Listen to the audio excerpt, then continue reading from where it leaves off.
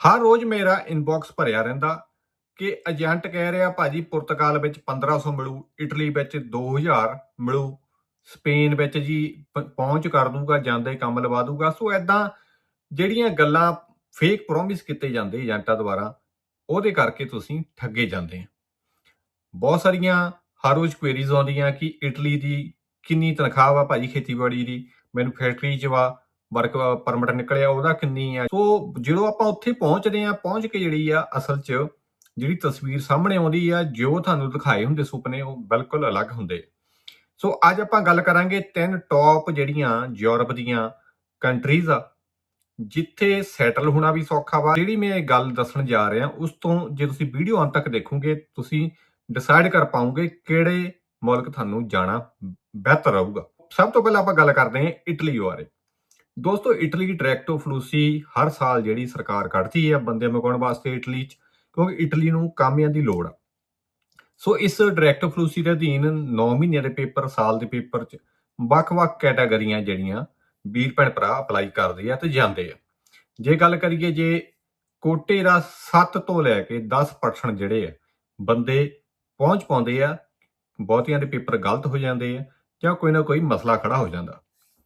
ਹੁਣ ਗੱਲ ਕਰੀਏ ਕਿ ਇਟਲੀ 'ਚ ਅਸਲ 'ਚ ਤਨਖਾਹ ਹੈ ਕਿੰਨੀ। ਸਭ ਤੋਂ ਪਹਿਲਾਂ ਮੈਂ ਇਹ ਦੱਸ ਦਵਾਂ, ਇਟਲੀ 'ਚ ਵੀਡੀਓ ਤਨਖਾਹ ਜਿਹੜੀ ਮਿਲਦੀ ਆ ਘੰਟਿਆਂ ਦਾ ਹਿਸਾਬ ਹੁੰਦਾ ਵਾ। ਸਭ ਤੋਂ ਪਹਿਲਾਂ ਆਪਾਂ ਗੱਲ ਕਰੀਏ ਤਨਖਾਹ ਮਿਲਦੀ ਅਸਲ 'ਚ ਕਿੰਨੀ ਆ। ਜੇ ਗੱਲ ਕਰੀਏ ਹੌਸਪਿਟੈਲਿਟੀ ਦੀ, ਹੌਸਪਿਟੈਲਿਟੀ 'ਚ 7 ਯੂਰੋ ਤੋਂ ਲੈ ਕੇ 9 ਯੂਰੋ 1 ਘੰਟੇ ਦੇ ਤੁਹਾਨੂੰ ਮਿਲ ਸਕਦੇ ਆ, ਕਿਉਂਕਿ ਉੱਚ ਕੰਮ ਹੁੰਦੇ ਆ ਭਾਂਡੇ ਵਗੈਰਾ ਡਿਸ਼ ਵਾਸ਼ਿੰਗ ਦੇ, ਜਾਂ ਕੋਈ ਐਜ਼ ਏ ਹੈਲਪਰ ਅਸਿਸਟੈਂਟ ਜਿਹੜੇ ਤੁਸੀਂ ਰੈਸਟੋਰੈਂਟ 'ਚ ਕੰਮ ਕਰਨੇ ਆ ਜਾਂ ਹੋਟਲ 'ਚ ਕੋਈ ਵੀ ਕੰਮ ਕਰਨਾ ਵਾ, ਕਲੀਨਿੰਗ ਦਾ ਜਾਂ ਇੱਦਾਂ ਦੀਆਂ ਜੌਬਸ ਵਗੈਰਾ ਦਾ, ਉਹਦਾ ਇਹ ਰੇਟ ਜਿਹੜਾ ਚੱਲਦਾ। ਹੁਣ ਗੱਲ ਖੇਤੀਬਾੜੀ 'ਚ ਬਹੁਤ ਸਾਰੇ ਵੀਰ ਭੈਣ ਭਰਾ ਜਾਂਦੇ ਆ, ਖਾਸ ਕਰਕੇ ਜਿਹੜੀ ਸਭ ਤੋਂ ਵੱਧ ਕਮਾਈ ਆ ਉਹ ਪੀਕ ਟਾਈਮਸ ਭਾਵ ਜਿਹੜਾ ਸੀਜ਼ਨਲ ਪੇਪਰ ਵਾਲਿਆਂ ਦੀ ਹੁੰਦੀ ਆ ਸਮਰ ਟਾਈਮ ਤੇ 7.5 ਤੋਂ ਲੈ ਕੇ 9 ਯੂਰੋ ਤੱਕ 1 ਘੰਟੇ ਦੇ ਮਿਲ ਸਕਦੇ ਆ। 9 ਤੋਂ ਟੱਪ ਵੀ ਸਕਦੇ ਆ ਜੇ ਤੁਹਾਡੀ ਸਪੀਡ ਤੇ ਕੰਮ ਵਧੀਆ ਤੁਸੀਂ ਕਰੋਗੇ। ਹੋਰ ਮੈਟਲ ਵਰਕਰ ਆ ਜਾਂਦੇ ਆ, ਡੈਂਡਿੰਗ ਪੈਂਡਿੰਗ ਵਾਲੇ ਕੰਮ ਆ ਜਾਂਦੇ ਆ, ਇਹਨਾਂ ਦੀ ਜਿਹੜੀ ਤਨਖਾਹ ਵਾ 10 ਯੂਰੋ ਤੋਂ ਵੀ ਟੱਪ ਜਾਂਦੀ ਹੈ ਘੰਟੇ ਦੀ। ਸਭ ਤੋਂ ਵੱਧ ਜਿਹੜੀ ਤਨਖਾਹ ਇਸ ਵੇਲੇ ਜਿਹੜੀ ਆ ਇਸ ਖੇਤਰ ਵਾਲਿਆਂ ਨੂੰ ਮਿਲਦੀ ਆ, ਕਿਉਂਕਿ ਕੰਸਟਰਕਸ਼ਨ ਦਾ ਕੰਮ ਬਹੁਤ ਆ ਇਟਲੀ ਜ਼ਿਆਦਾ, ਤੇ ਹੋਰ ਜਿਹੜੇ ਮਕੈਨਿਕ ਵਗੈਰਾ ਦਾ ਕੰਮ ਕਰਦੇ ਆ, ਕਾਫੀ ਹਾਈ ਡਿਮਾਂਡ ਆ। ਜਦ ਕਿ ਫੈਕਟਰੀਆਂ ਦੇ ਹੋਰ ਵੇਅਰ ਹਾਊਸ ਲੌਜਿਸਟਿਕ ਦੇ ਜਿਹੜੇ ਕੰਮ ਆ ਉਹ ਵੀ 9 ਤੋਂ ਲੈ ਕੇ 10 ਯੂਰੋ ਤੱਕ ਮਿਲ ਜਾਂਦੇ ਆ। ਹੁਣ ਇਹ ਜਿਹੜੇ ਵੱਖ-ਵੱਖ ਖੇਤਰ ਆ, ਹੁਣ ਮਸਲਾ ਖੜਦਾ ਕਿ ਹੁਣ ਜਿਹੜਾ ਨਵਾਂ ਬੰਦਾ ਜਾ ਰਿਹਾ, ਚਾਹੇ ਉਹ ਇੰਡੀਆ, ਪਾਕਿਸਤਾਨ, ਕੋਈ ਵੀ ਸਾਊਥ ਏਸ਼ੀਅਨ ਜਾ ਰਿਹਾ, ਉਹਦੀ ਅਸਲੀ ਤਨਖਾਹ ਕਿੰਨੀ ਮਿਲੂਗੀ। ਜੇ ਹੁਣ ਤੁਸੀਂ ਗੱਲ ਕਰੋਗੇ ਵੀ ਆਪਣੀਆਂ ਫੈਕਟਰੀਆਂ ਵਗੈਰਾ 'ਚ ਵਾਲੀ ਦੀ ਗੱਲ, ਤੇ ਇਹ 'ਚ ਜਿਹੜਾ ਸਟਾਰਟਿੰਗ ਤੁਹਾਨੂੰ ਮਿਲਣਾ 1100 ਤੋਂ ਲੈ ਕੇ 1600 ਯੂਰੋ ਮਹੀਨੇ ਦਾ ਤੁਸੀਂ ਕਮਾ ਸਕਦੇ ਆ, ਇਸ ਤੋਂ ਜ਼ਿਆਦਾ ਨਹੀਂ ਹੁੰਦਾ। ਖੇਤੀਬਾੜੀ ਦੇ ਕੰਮ ਆ, ਖੇਤੀਬਾੜੀ ਮੈਂ ਦੱਸਿਆ ਕਿ ਹਿਸਾਬ ਜਿਹੜਾ ਵਾ ਐਵਰੇਜ ਜਿਹੜੀ ਸੈਲਰੀ ਆ ਉਹ ਵੀ 1000 ਤੋਂ ਲੈ ਕੇ 1200-1300 ਯੂਰੋ ਤੱਕ ਮਹੀਨੇ ਦੀ ਹੋ ਜਾਂਦੀ ਹੈ ਨਵੇਂ ਬੰਦੇ ਦੀ। ਜਿਹਦੇ ਜਿਹੜਾ ਟਾਈਮ ਪੈਂਦਾ ਵਾ, ਜਿੱਦਾਂ ਹੁਣ ਡਾਕਟਰ ਲਾਈਨ ਵਾ, ਇੰਜੀਨੀਅਰ ਲਾਈਨ ਆ, ਉਹ 'ਚ 3300 ਯੂਰੋ ਤੱਕ ਵੀ ਬੰਦਿਆਂ ਨੂੰ ਮੰਥਲੀ ਜਿਹੜੀ ਇਨਕਮ ਕਰ ਲੈਂਦੇ ਆ। ਐਕਟੀ ਕੋਟਾ ਜਿਹੜਾ ਬਹੁਤ ਜ਼ਿਆਦਾ ਭਰ ਗਿਆ, ਹੋ ਸਕਦਾ ਇਸ ਸਾਲ ਦੇ ਮਿਡ ਵਿੱਚ ਸਰਕਾਰ ਜੇ ਕੋਟਾ ਬਚਿਆ, ਉਮੀਦ ਤਾਂ ਨਹੀਂ ਹੈ, ਅਨਾਉਂਸ ਕਰ ਸਕਦੀ, ਪਰ ਜੇ ਤੁਸੀਂ ਸਾਲ ਦੇ ਅੰਤ ਦੇ ਕਰਨੇ ਤੁਹਾਨੂੰ ਹੁਣ ਤੋਂ ਤਿਆਰੀ ਕਰਨੀ ਪੈਣੀ ਆ। ਅਪਰ ਨਾਰਥ ਸਾਈਡ ਜਿਹੜੀ ਇਟਲੀ ਦੀ ਆ, ਉੱਥੇ ਤੁਹਾਨੂੰ ਜਾ ਕੇ ਜਿੱਦਾਂ ਬਰੇਸ਼ੀਆ, ਵਰੋਨਾ, ਵਾਕਈ ਤੁਹਾਨੂੰ ਮਹਿਸੂਸ ਹੁੰਦਾ ਕਿ ਵਾਕਈ ਤੁਸੀਂ ਕਿਤੇ ਬਾਹਰਲੇ ਮੁਲਕਾਂ, ਕਿਉਂਕਿ ਉੱਥੇ ਆਪਣੇ ਪਹਿਲੀ ਗੱਲ ਉਹ ਏਰੀਆ ਠੰਡਾ ਵੀ ਜ਼ਿਆਦਾ ਵਾ, ਸੋਹਣਾ ਵੀ ਆ, ਤੇ ਬੰਦੇ ਆਪਣੇ ਘੱਟ ਆ। ਸਭ ਤੋਂ ਵੱਡਾ ਜਿਹੜਾ ਕਾਰਨ ਆ ਜਿਹਦੇ ਕਰਕੇ ਘਰਾਂ ਦੇ ਰੈਂਟ, ਗਰੋਸਰੀ ਦੇ ਉਹ ਘੱਟ ਵਾ ਤੇ ਸੈਲਰੀ ਜਿਹੜੀ ਆ ਵਧੀਆ ਮਿਲ ਜਾਂਦੀ ਆ। ਤੇ ਨਪੋਲੀ ਰੋਮੇ ਸਾਈਡ ਜਿਹੜੀ ਆ ਉਧਰ ਹਾਲਾਤ ਮਾੜੇ ਆ, ਉੱਥੇ ਬੰਦਾ ਮਸੀਂ ਜਿਹੜਾ ਵਾ ਕਹਿ ਲਈਏ 14-15 ਘੰਟੇ ਲਾ ਕੇ, ਜੇ ਤੁਸੀਂ ਸਟਾਲੇ ਦਾ ਕੰਮ ਕਰਦੇ ਆ ਭਾਵ ਖੇਤੀਬਾੜੀ ਦਾ, ਡੇਅਰੀ ਫਾਰਮਿੰਗ ਦਾ, ਉਹ 'ਚ ਮਰ ਕੇ 950 ਤੋਂ ਲੈ ਕੇ 1000 ਯੂਰੋ ਮਸੀਂ ਕਮਾ ਹੁੰਦੇ ਆ, ਕਿਉਂਕਿ ਸਾਊਥ ਸਾਈਡ 'ਚ ਬਹੁਤ ਜ਼ਿਆਦਾ ਬੰਦਾ ਵਾ। ਰੋਮ ਜਿਹੜੀ ਆ ਮੰਨਿਆ ਹੋਇਆ ਇਟਲੀ ਦਾ, ਪਰ ਇਸ ਵੇਲੇ ਜਿਹੜਾ ਸਭ ਤੋਂ ਜ਼ਿਆਦਾ ਪਾਪੂਲੇਸ਼ਨ ਰਸ਼ ਉੱਥੇ ਹੀ ਆ ਤੇ ਮਹਿੰਗਾ ਬਹੁਤ ਜ਼ਿਆਦਾ ਵਾ। ਨਪੋਲੀ ਸਾਈਡ ਵੈਸੇ ਹੀ ਤੱਪੜ ਟੋਲੇ ਹੋਏ।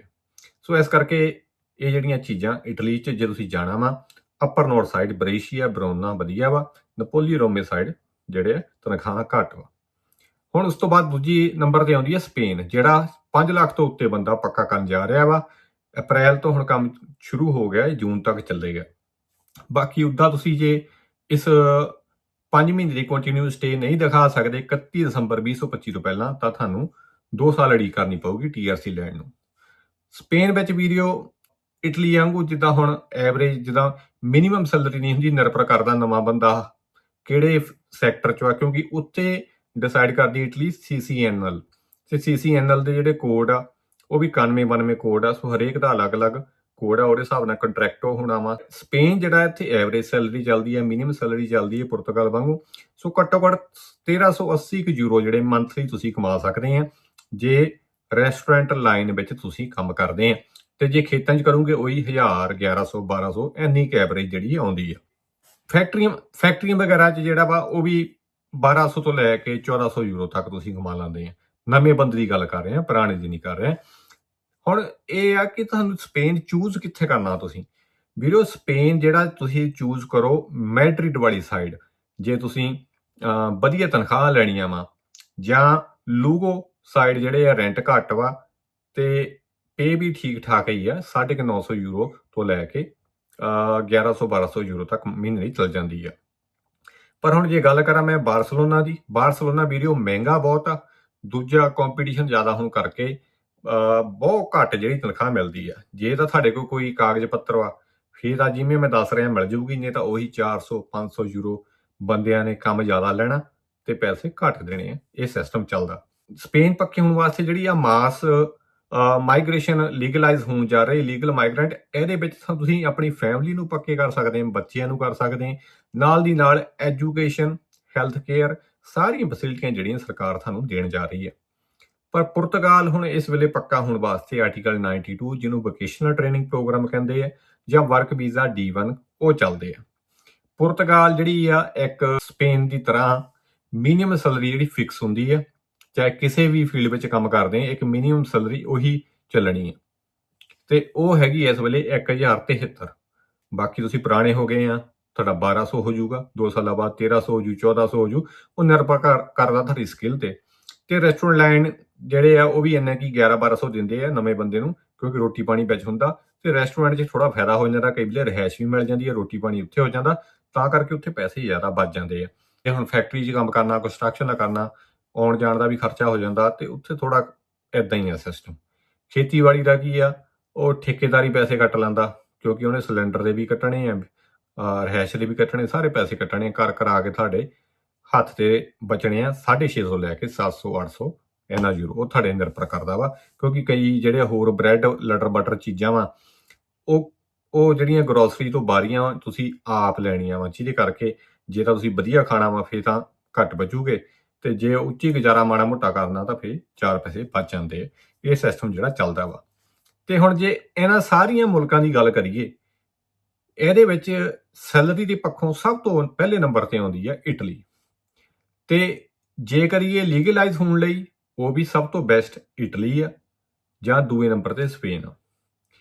ਪਰ ਫੈਮਿਲੀ ਜਿਹੜੀ ਰੀਯੂਨੀਫਿਕੇਸ਼ਨ ਆ ਉਹ ਇਸ ਵੇਲੇ ਸਭ ਤੋਂ ਬੈਸਟ ਜਿਹੜੀ ਆ ਪੁਰਤਗਾਲ ਦੀ ਆ, ਕਿਉਂਕਿ ਉੱਥੇ ਹਲੇ ਕਾਨੂੰਨ ਇਟਲੀ ਤੇ ਸਪੇਨ ਨਾਲੋਂ ਥੋੜੇ ਨਰਮ ਹੈਗੇ ਆ। ਪਰ ਤੁਸੀਂ ਲੌਂਗ ਟਾਈਮ ਜੇ ਸੋਚਦੇ ਆ, ਵਧੀਆ ਤਨਖਾਹ ਤੇ ਵਧੀਆ 4 ਪੈਸੇ ਕਮਾਉਣੇ ਆ, ਫਿਰ ਉਸ ਲਈ ਤੁਸੀਂ ਇਟਲੀ ਚੂਜ਼ ਕਰੋ। ਪਰ ਜੇ ਤੁਹਾਨੂੰ ਕੋਈ ਹੋਰ ਵੀ ਲੀਗਲਾਈਜ਼ ਲਾ ਨਹੀਂ ਮਿਲਦਾ ਵੀ ਹਾਂ ਮੈਂ 1 ਨੰਬਰ 'ਚ ਕਿਤੇ ਵੀ ਪੱਕੇ ਹੋਣ ਦਾ ਆਪਸ਼ਨ ਨਹੀਂ ਅਵੇਲੇਬਲ, ਤਾਂ ਤੁਸੀਂ ਸਪੇਨ ਚੂਜ਼ ਕਰੋ।